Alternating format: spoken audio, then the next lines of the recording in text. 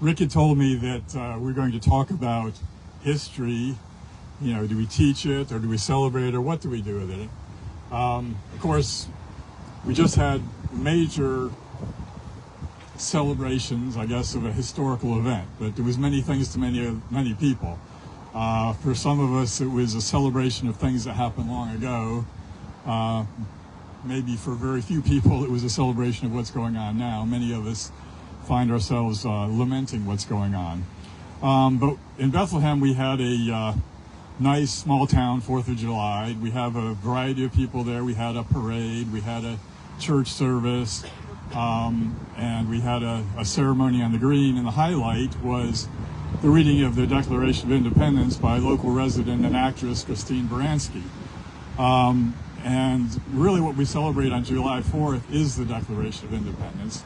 So I want to talk a little bit about the Declaration of Independence. I also want to tie it into something I saw, I think, on Christine Edelson's shirt at a rally a few weeks ago. He was talking about pledges. What do we pledge to?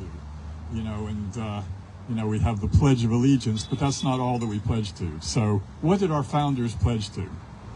So when the Declaration of Independence was signed 250 years ago, our ancestors pledged allegiance to the unalienable rights of life and liberty, not a self-absorbed despotic ruler, a flag, or the value of a financial portfolio.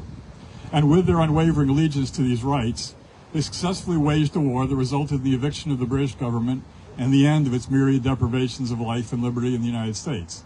Now, did they solve every problem? No, they left a lot of problems on the table, but they made a significant move in the right direction in the face of some rather horrific persecution by the British government. Now, go forward to the USA today, we're once again suffering myriad deprivations of life and liberty, actually of a magnitude much greater than what King George III inflicted on our ancestors.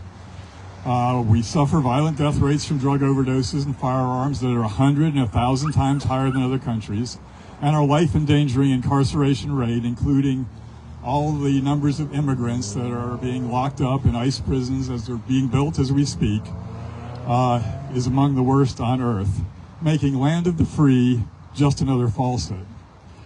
Amid this carnage, our self-proclaimed leaders, politicians of both parties, businessmen, etc., pledge their true allegiance to the value of financial portfolios.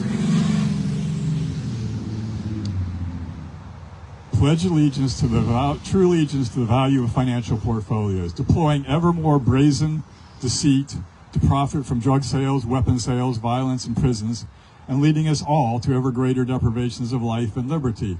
And I will predict to you, if nothing changes, this will continue to get worse. It will not get better. Whether a thought or a prayer, lead us not into temptation, but deliver us from evil, is a wish almost all of us have, now more than ever.